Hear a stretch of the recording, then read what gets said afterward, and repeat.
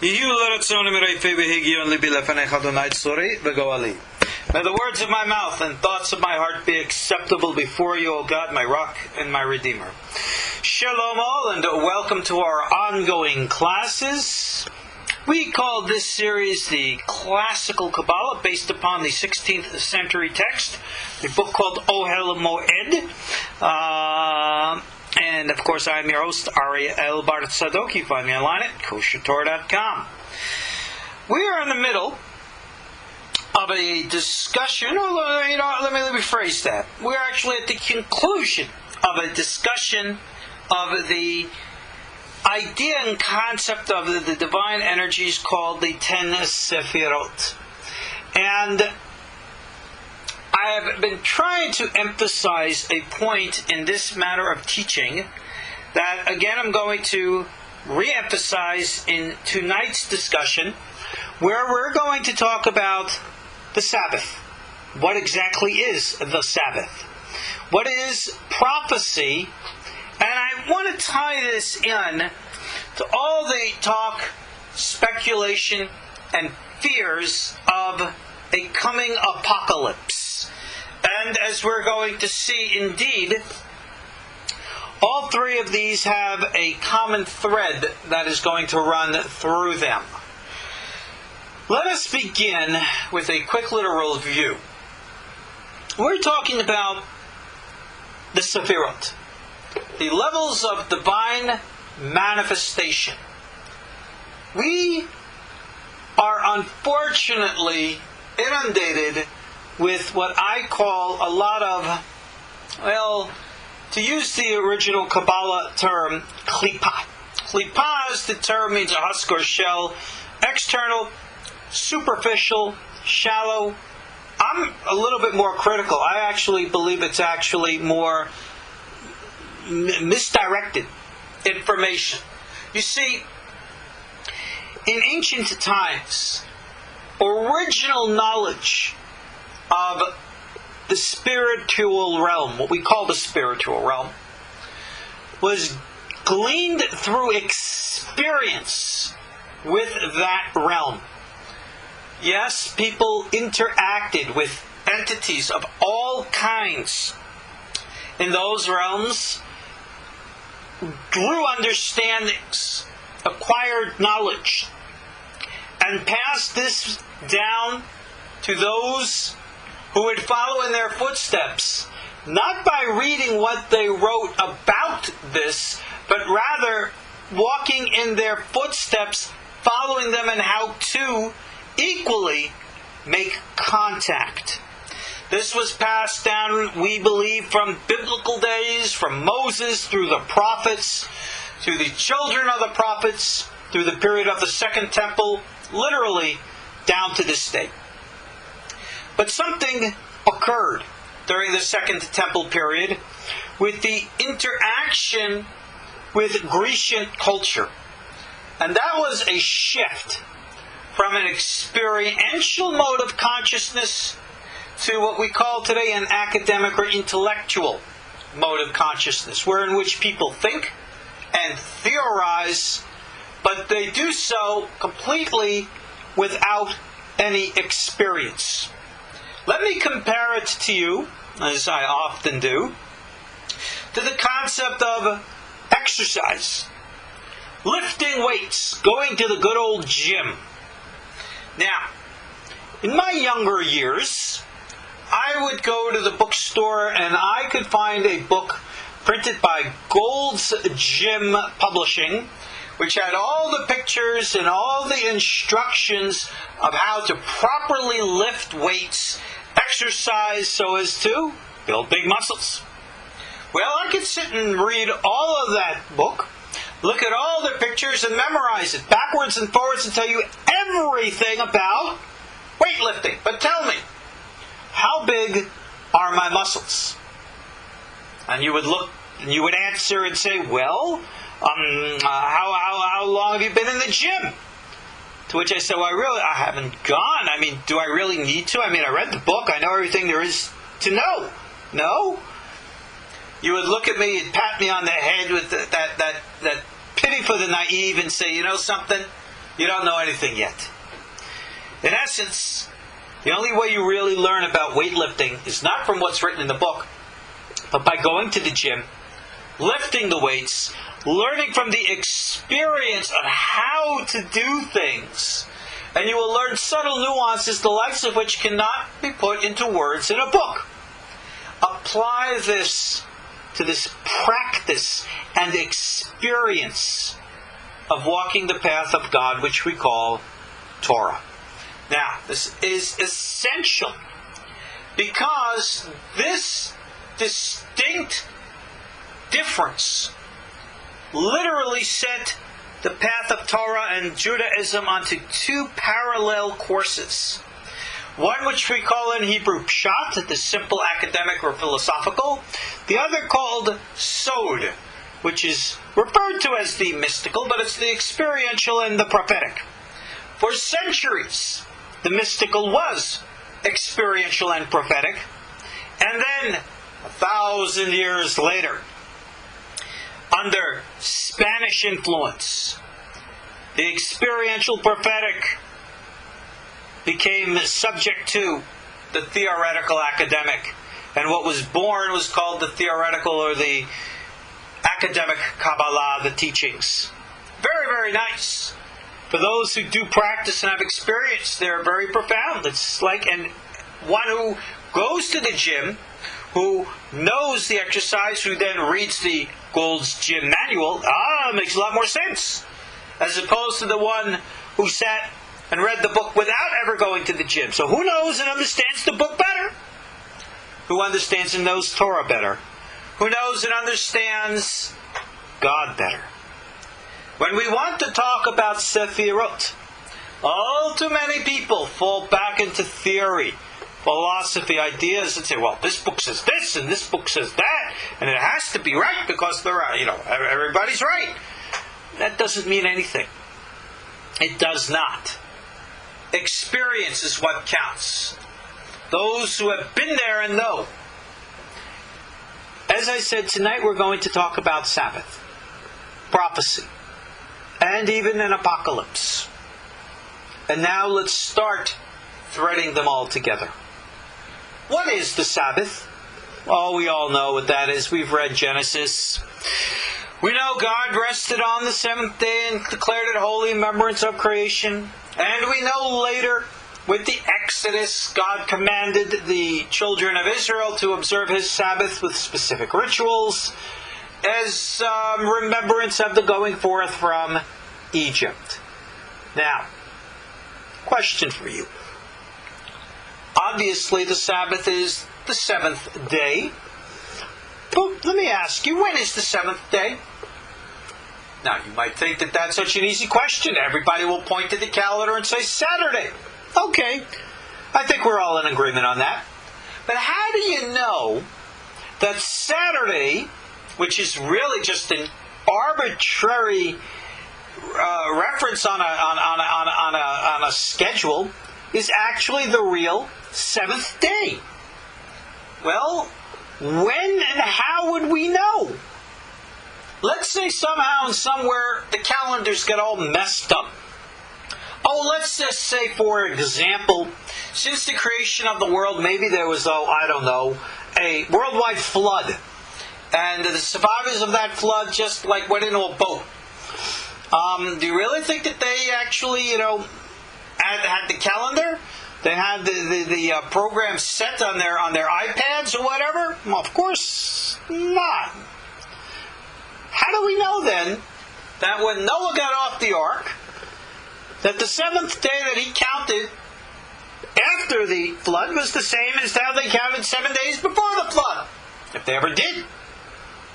Now, most Talmidei Hachamim, rabbis, are going to look at this line of questioning and they're going to answer it really simple. Look, we go by the seventh day as we know the seventh day, and that's it. End of question. I agree. How can we really define and decide whether Saturday is really the seventh day? Maybe it's Tuesday, maybe it's Wednesday, it could be anything. But we hold that it's Saturday, so Saturday's the seventh day. That's when we observe the Sabbath. Done deal, period. And I believe, again, every rabbi would pretty much agree. Now, there is a known law. It's outlined in the Talmud, as well as brought down to law in the Code of Jewish Law.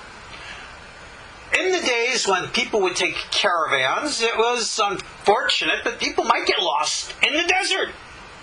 And if you did, and you lost count or track of time, when would you observe the Sabbath? Let's say you would count 7 days from when you forget, and that's your Sabbath. The laws of this is, again, available in the codes. You might end up observing the Sabbath on a day that it is not the Sabbath. You might be observing it on a Tuesday or a Wednesday, and yet the sages say that all the laws of the Sabbath would apply, even if it's not the Sabbath. Why? Well, we have a general law. When there is a question with regards to biblical law, we always take the stricter side. Whereas if there's a question of rabbinic law, we always take the lenient side. Is not the observance of Sabbath a biblical obligation? But of course. And therefore, if we have a question, whether the day we're observing it on is actually the 7th day, or Tuesday, Wednesday, or whatever, well, we have to be strict and we observe it fully. That's the law.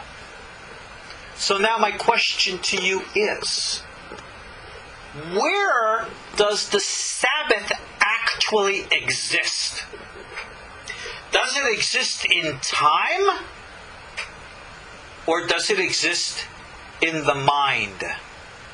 Is there an actual objective time, which this and this alone is the Sabbath? Or is the Sabbath that which is perceived of and received in the mind? I'll let people argue that one back and forth, but I will give you the answer right now and tell you, based upon not only the codes of law, but mystical teachings and everything else, the Sabbath is a state of mind. We observe the Sabbath, of course, on Saturday, with all the ritual laws, the likes of which you'll find in numerous books available everywhere. Fine. You can do all the rituals of all those books, and you will still, very possibly, not be observing or bonding with the Sabbath. Because you can do everything on the outside and not doing on the inside. You can read all the books of how to work out at the gym, but unless you do it, you're not there. You can do all the ritual laws and prohibitions of the Sabbath. But there's more to the Sabbath than prohibitions. This is what our author is here to teach us. You see, the Sabbath is representative of what we learned is this 10th final expression of the divine power called Malkhut, the kingdom of God, the divine presence, the sentient consciousness underlying all subatomic structure, which gives rise to, structure to, form to, everything that we understand as the laws of nature, natural law, reality as we know and understand it. And therefore, the proper place, balance, and harmony of the parallel universes which we call the heavens and the earth, when they are properly aligned initially, originally, first, where? How do you align parallel universes? Well, how can we as individuals in a physical flesh and blood body have any kind of influence with a universe in which our flesh and blood body does not exist? Remember, you must understand that the human mind, that which we call the soul, exists in parallel universes simultaneously.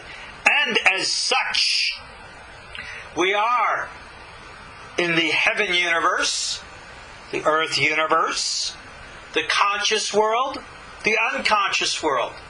And only when we integrate the two together internally can we therefore have the bridging conduit to unite the two externally. This is why I say many people are going to be observing the Sabbath externally and they have no idea of what's going on internally, therefore they're doing nothing. Nothing at all. Our author opens up to teach us that it's stated from an old legend that when God created the days of the week, He set them up one with the other as a match. And when the Sabbath came forth before God and said, "Hey, I don't have a mate," and God says, "The congregation of Israel will be your mate." Well, the congregation of Israel, of course, is a metaphor for the entire physical world, this entire Malkhut level. It is also called the bride. We speak of it as guarding the Sabbath. We speak of it as being the attribute of the night. So what then is the Sabbath? The Sabbath is that power of creativity, the force of raw energy which we call the yesod, the libido, the chi, the nefesh, if you will, the ruach, which is called to remember. And therefore, our sages say that with regards to the Sabbath, we have to both remember it and observe it, with a daytime attribute and a nighttime attribute. Many people interpret this in a literal way and apply all kinds of rituals. But this day and this night, this remembrance and observance, shomor v'sachor, sachor v'shomor, is a subtle hint to this union of what we call Malkhut and the Yesod. And in the olden days, the tradition was that they would go out into a field to welcome the Sabbath. Why? Because this physical world is representative of the earth. The earth is the field. And therefore, to go out and bond with the earth, in which we can embrace the higher consciousness, that is why they would go out of the urban environment back into the rural. Just like I've been trying to tell everybody to do for the longest time. Get out of the big distractions of urban and living. Get back to the rural way. Back from Talmudic times, they would go out into the fields to greet the bride. And indeed, the famous song for greeting the Sabbath to this very day is called Lecha Dodi. Likrat Kala, come my beloved, to greet the bride. Penei Shabbat Nekabala, the face of the Sabbath let us receive. And it is highly sexualized. And indeed, it is brought down in the Kabbalistic traditions that those who were originally called Talmidei Chachamim, students of wisdom, today it's considered any rabbinic sage. But originally, as Rabbi Yosef Chaim the Ben Ish Chai noted in his works, it spoke to the original experiencers, meditators, practitioners of the prophetic spiritual path. That they would only be sexually active with their wives only on the night of the Sabbath, so as to actually and physically act out that which was happening internally as a psychological process. Internal, external. It was actually an expression of what we today call sex magic, wherein which the mind and the body merge in such a harmony and union so as to project externally a state, a projected state. And this is practiced to this day by those who know what they're doing. So the Sabbath, yes, you observe it by all the rituals and all the laws, but unless you are connecting the Malkhut to the Yesod, and according to the true essence of thing, you are not observing the Sabbath. Because Sabbath is a level of consciousness. It is an actual integration of a parallel dimension. Therefore, those who seek to bond with God, who seek to have an experience of what we can call the cosmic or collective consciousness, who live in that integrated reality, are essentially in the world that is Kulo Shabbat, that is all the Sabbath. That is what we call the world to come. They are literally in heaven, even while they are still physically in bodies of flesh and blood here in this earth. This is the secret of bringing heaven down to earth. This is the whole fundamental reason why we have a Sabbath. Why we have all these rituals of prohibited work. What is the foundation of a prohibited melacha, work? Well, remember, work is not forbidden on the Sabbath.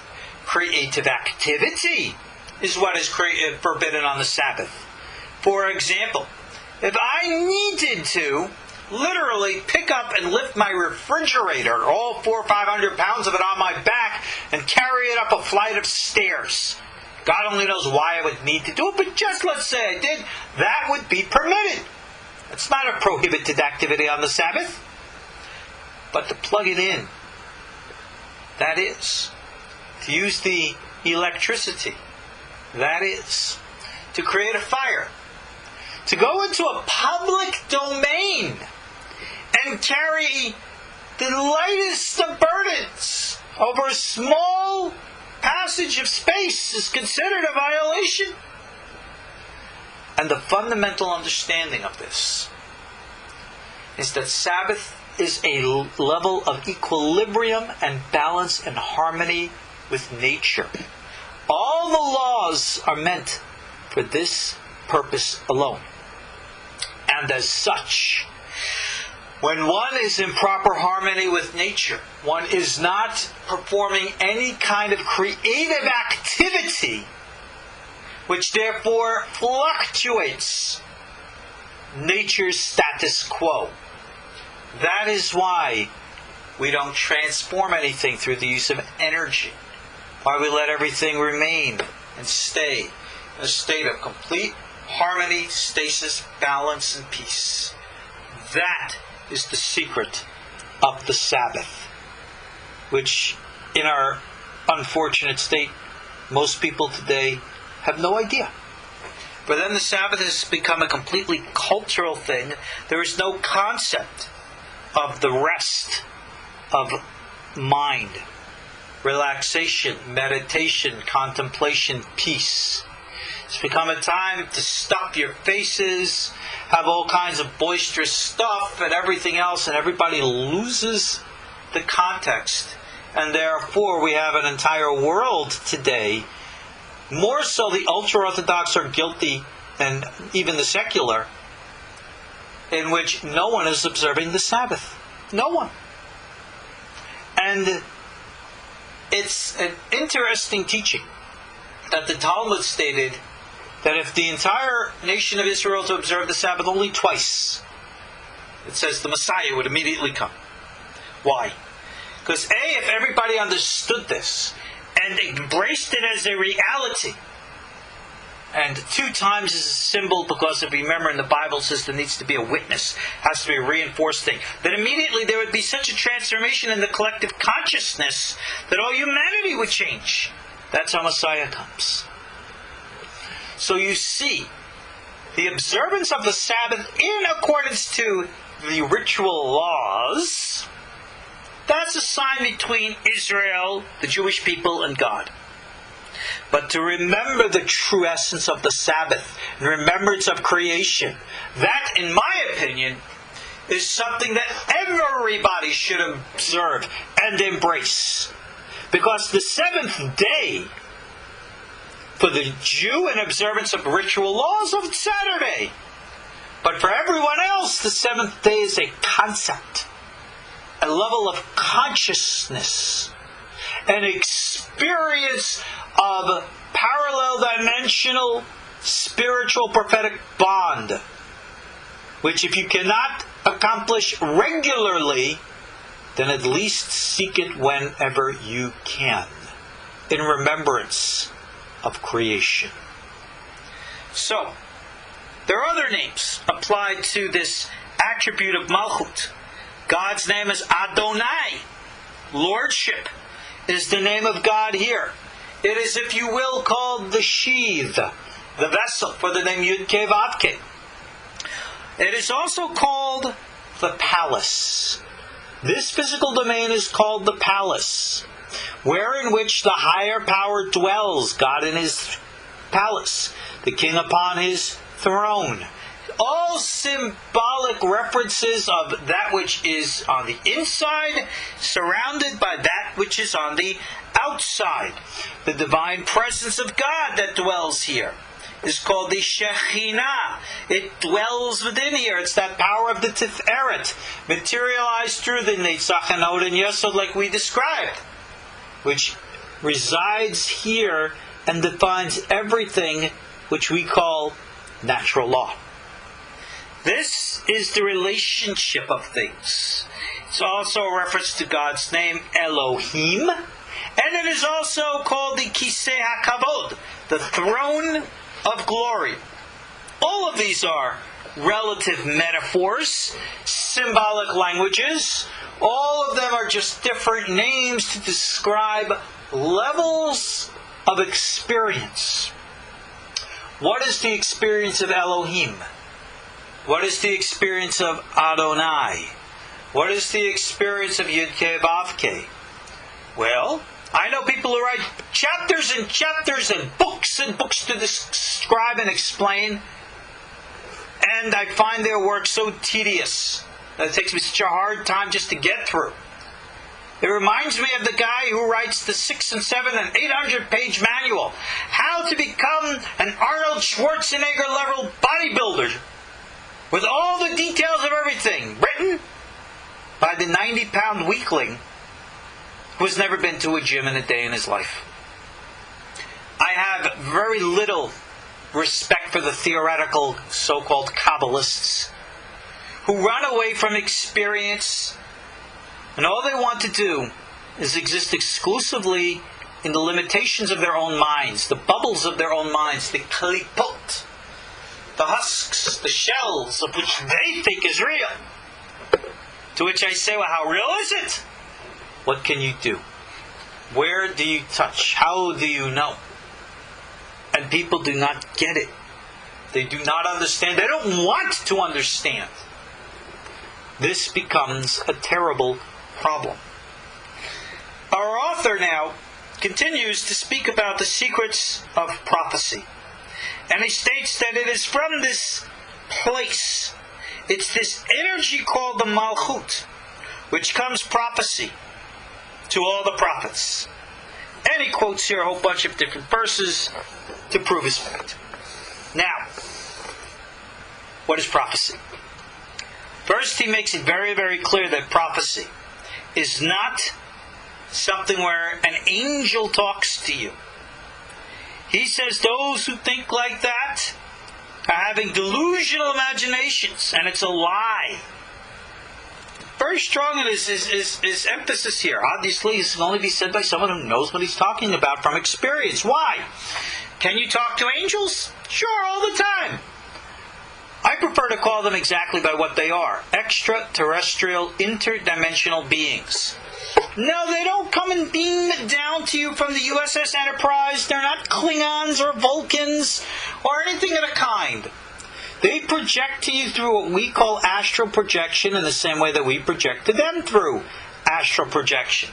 When we go into their dimensional plane, we're the ones who look like the glittery, glowing, ethereal entity, just like they appear that way to us. We appear in their minds, just like they appear in our minds. Because their form, and yes, they have forms, we learned that in this book all before. No, they're not physical flesh and blood like we are, but they have a form nonetheless. We appear to them within the construct of how our minds understand. And they appear to us within the context of how our minds understand. That's the reality of interdimensional travel. The physical body always stays here. Unless, of course, the physical body is absorbed and translated, the likes of which happened, of course, to Elijah, Hanoch, and whoever else it happened to. So what exactly is prophecy? Well, communing with the angels, having one of them speak into your ear, symbolically speaking, guiding and directing your behavior, your writings, or your speech. That is what we call Ruach HaKodesh, divine inspiration. Christians will call it the Holy Spirit. That's not a part of God. That's a continuation, an expression that goes down the chain, if you will. Prophecy is when you can transcend the Malkhut and penetrate into the ultimate source, which is the Tiferet energy, the source of things, and hear the sentient consciousness of the universe speak directly to you. There are two forms in which this happened. One called the lower form and the other the higher form.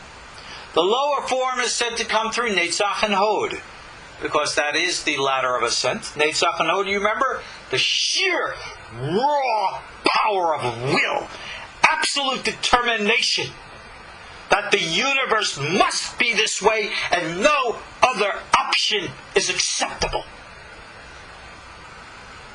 When God speaks to you like this, then you see within an image a form, a structure in your mind, which itself is not the purest and clearest form, but it is limited by what you are able to perceive. We call this the clouded mirror, the especuloria she'ena mi'ira. And only one, do we say, Moshe ben Amram, was able to transcend beyond his individuality and his humanity to see what's called the especuloria mi'ira, the clear mirror. That he, through his mind, had a clear contact. We say, symbolically speaking, of course, that the other prophets could hear God's words speak in their minds. Moses, on the other hand, could read God's mind directly. That the other prophets usually had to alter themselves into a trance in order to make contact. Moses was always in contact. I, personally, believe that Moses, when he was taken up to heaven, physical and spiritual, he was taken into a parallel dimension. I believe he was genetically changed. I believe somehow they might have altered him to enable his mind to have this experience. And the proof of this, I believe, is found biblically, where it says when he comes down and he's glowing, that he had to wear a veil over his face. Something was going on there. So, prophecy, the direct contact with heaven today, no longer exists. But there's a big secret. Because you see, the contact is not disconnected. It's just the nature of what the contact is for has been disconnected. The purpose of prophecy, all you got to do is read the Bible to find out, wasn't to predict the future, but was to act as a moral compass to guide the nation in a proper path. Well, since the destruction of the first temple, like the prophecy itself said, God said, I'm going to let you loose for a while. What it says there symbolically, hide my face and see what happens. The face was hidden, but not what we call the symbolic backside. In other words, while we cannot have a clear reception, we have an unclear one. And as such, we still have access and conduit to the higher power, which has been used ever since. Since the days of the Second Temple, the days of the Babylonian exile. We read about it in Ezekiel, Daniel, Zechariah, all of the individuals of Babylonian times onward, who are interactive and talking with the Malachim on a regular basis. Ruach HaKodesh, wherein which the Malachim were showing them things, teaching them things, guiding them things. Sometimes it said, thus saith the Lord, and other times it didn't. With regards to Ezekiel and Zechariah, it says, thus saith the Lord, and God spoke directly to them. Daniel never says that. Daniel communed, but Daniel was not considered a prophet. He was considered a seer, because he had experienced what we call the back side, not the front. And that is why the book of Daniel is part of the third section of the Bible called the writings, and not the second called the prophets. Big difference. So you see, access to prophecy, like access to the Sabbath, is through the power of the mind. Not only do you practice techniques for a meditative experience, and people have always approached me and said, Rabbi, I have this technique, teach me another. And then they take another course to learn more techniques, and they say, teach me another. And I say, well, how many techniques do you need? If you're reading the book on Gold's Gym on how to do, bicep curls, how many different bicep curls do you really need to do? You need to do it in 16 different ways? You take the weight, you lift it up, you put it down, you lift it up, you put it down. And it's really not that hard. A meditative technique, whether you're using Sefer Yetzirah, whether you're using the Sha'arei Kedusha, Abulafia, whatever works for you, that's what you do. And I always tell this to people. Now, Rabbi, I want to do blah, blah, blah, blah. And all I hear is talk and talk and talk, because I know all people are doing is talking and they're not doing. And I remind you the famous words of our sages in Pirkei Avot who say, Lo hamidrash ha'ikar ella ha'ma'aseh. It's not the learning that counts, it's the doing. When I go to the gym, start by picking up 5-pound weights. Keep it at your side, you lift it up, you put it down. You do a set 10, 15 times. Rest, do another set, do 5 sets. Anybody who goes to the gym knows that. And then when you're able to do that with relative ease, you go from 5 pounds to 10, from 10 to 15, from 15 to 20, 25, 30, 35, 40. So you're able to do it. And by the time you look down, you got big Arnold Schwarzenegger muscles. But if all you do is read in the book of how to do it this way and how to do it that way, I can tell you all the different ways, and I look at your muscles. And what do you got? You got rubber bands for muscles. You got string beans. Right? Wrong. Not the way. Prophecy works the same way. Granted, we cannot have a pure direct connection to the Tiferet parallel world right now, but we can still connect. Even if it is through the unconscious, even if it is through the cloud of confused thoughts, dreams. Experience brings clarity. And then focus of passion brings strength. We have been given the power from heaven to do great things, and we don't do them. We become subject to higher power rather than the masters of higher power.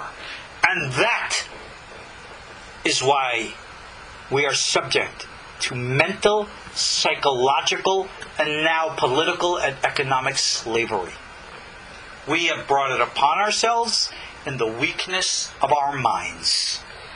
And there you go. Probably should end the class right there on that note, but hopefully we're going to offer some solutions here. Our text goes on to explain all the nature of things, different names of God, the name Shaddai, and how it's called Shaddai and then El Shaddai, and how you have to merge the two, again, is symbolic of this relationship. How the sages, the patriarchs, Abraham, Isaac, and Jacob, they knew God as El Shaddai, but they never knew the name Yud-Keh Vav-Keh, because even though they were able to integrate the two worlds, they never brought it into fruition for a broad transformation into the political, economic, social domain. While Abraham, Isaac, and Jacob were promised the land, who received it? Who received the Torah? Who brought it into manifest destiny? Moses. That's the relationship of things here. Now, it is also taught that this power of the Tiferet through the Yesod, through the Netzachod, the higher power, also called Zot. It's also called the Word of God. It's called the Hand of God. It's called the Foot of God. All these different names to describe the same type of reality, wherein which experience is emphasized. So you see, when we talk about coming into the meditative experience, it's not enough that we just think about it. You have to do it. That's why emphasis is on word. Emphasis is on hand, foot, movement. This is called God's moving chariot, B'ma'aseh Merkava. This is the power of the experience of Malkhut and Tiferet. Natural force. I don't want to use the term supernatural force because I believe that's misguiding. There's no such thing as anything supernatural. There is parallel worlds. We exist simultaneously in both. And what we have to do is integrate them. Now, our sage also teaches us here, our author, this is also called the tree of knowledge. And you remember about the tree of knowledge in the book of Genesis? That's what they ate. And it contained good and evil. Because it is taught that originally Adam and Eve existed in a state parallel to this physical world. And their original intent was to come into bodies of flesh and blood with the intent of integrating and merging the worlds. And yet, they came inappropriately. They came in the wrong way. And by doing things backwards, they disconnected. And that is exactly the state that we find ourselves in right now. Quick, brief digression. What's that mean? Well, how many trees were there in the garden? You remember the story, of course? There was the tree of life and the other tree. What should the other tree have been called? Well, if you got one that's called the tree of life, shouldn't the other one be called the tree of death? Oh, actually, it should have been, because that's what it brought to the world. It's called knowledge, good and evil. Why? Now remember what knowledge is. The biblical word for knowledge is always sexual in nature. When it says that Adam had sex with his wife Eve, the term for sex in the Bible is to know your partner. And Adam knew his wife Eve. Knowledge was never an academic acquisition of facts or ideas or concepts. It's an intimate experience and integration and merging of two which become one. That and that alone is called true knowledge. So when man and wife bond, it's a merging of flesh and heart and spirit. At least that's what it's supposed to be. Unlike today where promiscuity has proliferated and sex has been lessened to being just a physical gratification of the individual. An individual has sex for their own personal gratification. They don't give a flying hoot about their partner as long as they get theirs. Women have suffered from that for far too long, and they darn well know it. Interesting side note. In the code of Jewish law, the rabbis have ordained that in a marriage, a man in the act of sexual intimacy with his wife is forbidden by rabbinic law to bring himself to climax prior to his wife experiencing her climax. Yes, he is obligated to do this. Think about that. That's a rather progressive, very, very descriptive law, but necessary. And it reflects the upper patterns. That the sake of unity and intimacy isn't for what you get out of it. It's for what you can give. And when two give to one another, then you have a knowledge and knowing and bonding and harmony, and you experience the Shabbat as it is meant to be. So to continue, this is also the secret of prophecy. When Adam and Eve did not eat first of the tree of knowledge, the tree of life, but chose to eat of the fruit of the tree of knowledge, good and evil, they immediately descended into this physical world. But without being anchored into the tree of life, they became disconnected, lost, disoriented. And therefore, disconnected, and disconnection in this world was a very dangerous place. And all of human history is to reconnect. And so, to guard, they were taken out of Eden, and everything in all of life is to walk back to Eden. And there is, if you remember, the revolving sword, which guards the way. And you must know how to transcend and pass the sword. This is the true secret of what we call passing through the 7 doors, the 7 hechalot, passing into the Pardes.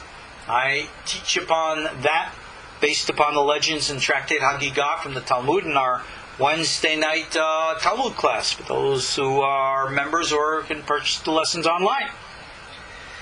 All of this is not theory, it is practice. So as such, all of the Sefirot are called attributes. They are natural law forces. And a point that is made now in biocentrism, that ultimately what caused the Big Bang? Life itself did. Sentient consciousness, which we call will. That is what we must know and understand as God. To think of the Creator as a little old man with a white beard sitting on a cloud somewhere who says, no, no, no, thou shalt not. Very primitive. Very mythological. The real experience of God is a sentient consciousness far beyond anything that humanity can understand. The laws of nature itself ebb and flow in accordance to the interactions of collective human consciousness. Like it says in the book of Kohelet, there's a time and a purpose for all things under heaven. And the Gemara teaches us a very profound and important point. As we measure, so are we measured. In other words, what we put out is what you get back. What you sow is what you reap. What the collective puts out into the collective consciousness is what the collective consciousness gets back from the universe. So as such, when we are in harmony and peace with the world, everything just falls naturally into place, and there is what we call blessing. But when we collectively distance ourselves, misdirect ourselves, culturally, socially, economically, politically, and create a culture, a society upon the face of the earth which runs incongruent with the natural order. The natural order, Mother Earth herself raises up whatever forces that need be to remove what to the earth is like a disease, a virus, and eradicates it. How many times have there been wars, illnesses, which have wiped out tens of millions at a time? Happens all the time. And we do not see the signs. And when we provoke heaven by collectively walking in an improper path, we provoke nature itself to respond, to send whatever types of natural or man-made disasters which can wipe out life up until now into the tens of millions, and maybe in future time, and soon in the billions. So you see, the third strand that we sew together with Shabbat and prophecy is the inverse and the opposite of the Shabbat, the chaos, which we call the apocalypse. Apocalypse. Every culture around the world knows it's big talk today. Today is November 12th, 2012. We're in the countdown to December 21st, 2012, where everybody, look at all this hype that's the end of the world. I'm not so sure it's the end of the world. I think what's going to happen after December 21st is December 22nd. And I will tell you, one way or another, on that day or another day, in the collective consciousness of humanity, we see signs of continued rupture, disruption, disunity, a break from the natural order of things, where everybody is disconnected, and therefore everybody goes in the most disharmonious of ways, creating all kinds of diversity, conflict, and destruction. At the unconscious, subconscious level, everybody knows something is wrong. And therefore everybody knows somehow, somewhere, something's going to have to happen. And it's for those who believe that and interpret it in the light of their own religions that are, in my opinion, extremely dangerous. You have radical groups of Jews in Israel who say, what the heck, let's provoke World War III, let's blow up the mosque in Jerusalem, God forbid, and kick all the Arabs out, start a war with world Islam, all 1 billion of them. What do we care? God will save us. God will kill all our enemies, and we will survive. Well, that's exactly the same thing the Muslims said when they went on their jihad, and that's the same thing the Christians said when they went on their crusades. And that's the same thing that the secular movement today goes around in their own personal little jihad of secularism, and on. Everybody pretty much is saying, what the hell, let's just get everybody else. You see? Everybody thinks that somehow, somewhere, it doesn't matter if they rock the boat or create apocalypse, because God is somehow going to save them. The Ayatollahs in Iran believe that they can start a world war because their Almighty will save them. Jews in Israel believe that they can start World War III because they believe Mashiach will save them. There are other religious Christians here in the West who believe, what the heck, let's start World War III because they believe Yeshua is going to come and save them. Well, what happens if, on the way to save the world, Yeshua, Mashiach, and Almighty all get together and they come in and say, these stupid idiots down on earth, they really don't deserve to be saved. So all three of them get together and say, hey, you know what? I know this really great restaurant at the end of the universe. You want to head there? They go, yeah, let's go. And they leave us all to face our fate. Well, the three of them go out for dinner.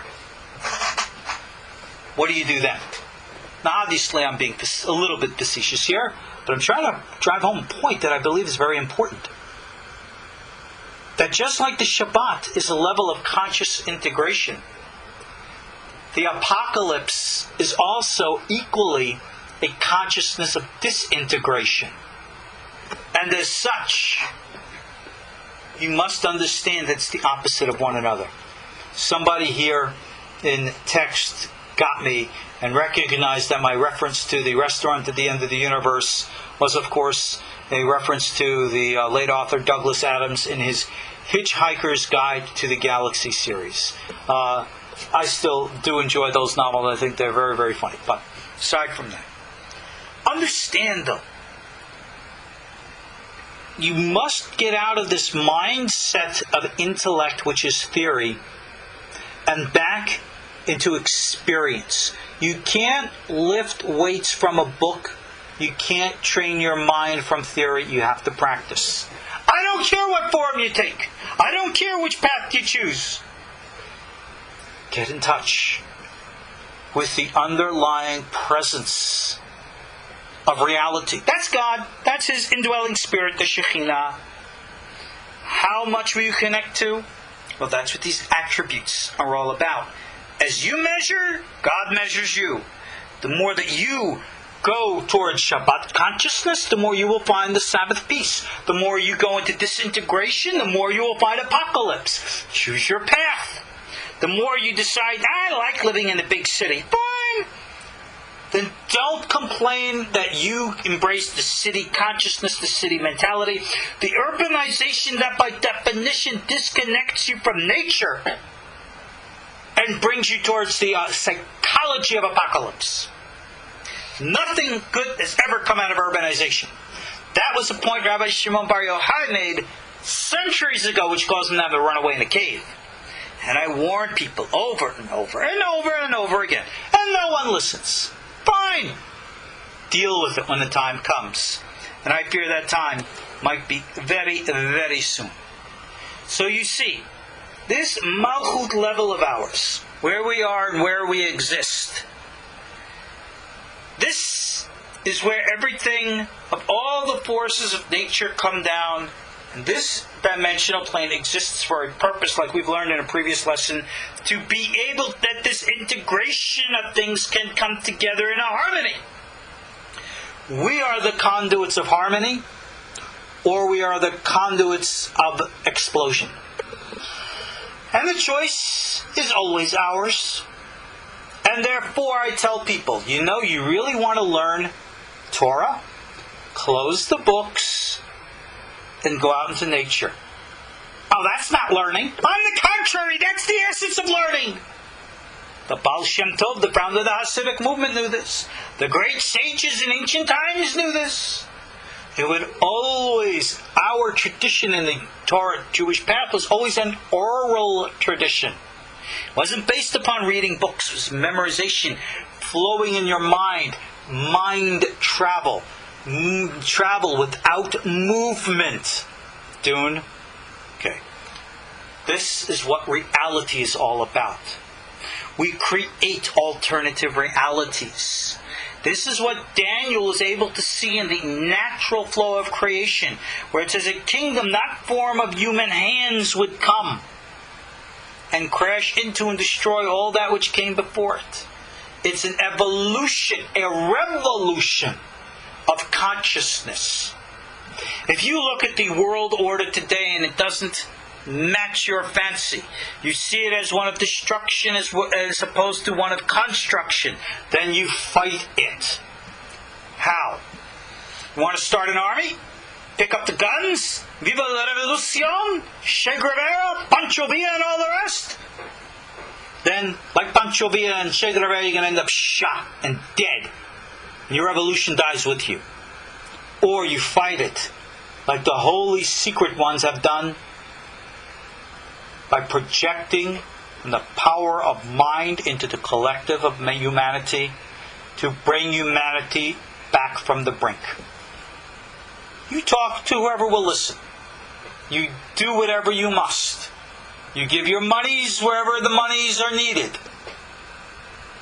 But every day you project the thought. Somebody here in text wrote Jedi, Star Wars. Very accurate. Very, very accurate. The Force has a strong mind. Excuse me, let me quote it right. The Force has a strong influence over the weak mind. And that is so true. You as an individual have this power. You as an individual can change the whole world. 6-7 billion people on the planet. And you and I can say, oh, gee, I don't see it. Well, who the heck said you had to see it? Project out with Netzach, Hod. Remember, force, focus. Don't be afraid to get angry. If you remember the good old words of the emperor, your anger makes you strong. Why? Because it focuses you. It takes light, which is diffused, and focuses it like a laser beam that it can cut straight through. Even water can be focused to such a fine point that you can have a water drill that water can cut straight through steel. So can your thoughts. Make it so. Project the power of truth, reality. Somebody's asking, is it okay to be angry to focus? I say so. I always teach, if you get angry, don't be destructive, but rather transform the anger and use it, project it in a constructive way.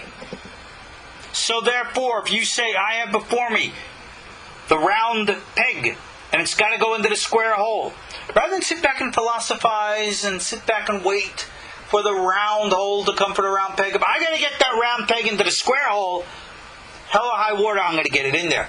And I don't give a hoot about nature. I will get it in there, and I will reform and restructure nature so that the circle and the square are in harmony with one another instead of in conflict. I have been given the challenge. I have been given the job. I will do it. And Ani, I must have left that out. Ani is also one of those secret words to describe Malkhut.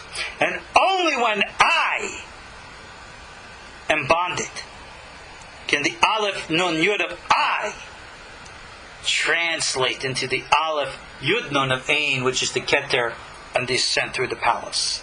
So he refers to Ani, I, as being the secret of the verse in Deuteronomy 32, verse 39, where God says, look, it is I. I am the one who kills and makes alive. I am the one who can make hurt and heal. I. That is the power of the Malkhut, the natural force that flows. So you nullify the individual I to merge with the I of the universe. And only then do we have the true I. I. This is what I'm trying to get across to you. Okay, on that note, I hope I get the message across, and you guys are going to go out and do some gym work, not read gym books. Thank you all for joining me. I'm, of course, your host, Ariel Tzadok. I'll see you all online at KosherTorah.com. See you all next class. God bless. Shalom. Next class. God bless. Shalom. Next class. God bless. Shalom. Next class. God bless. Shalom. Next class. God bless. Shalom. Next class. God bless. Shalom. Next class. God bless. Shalom.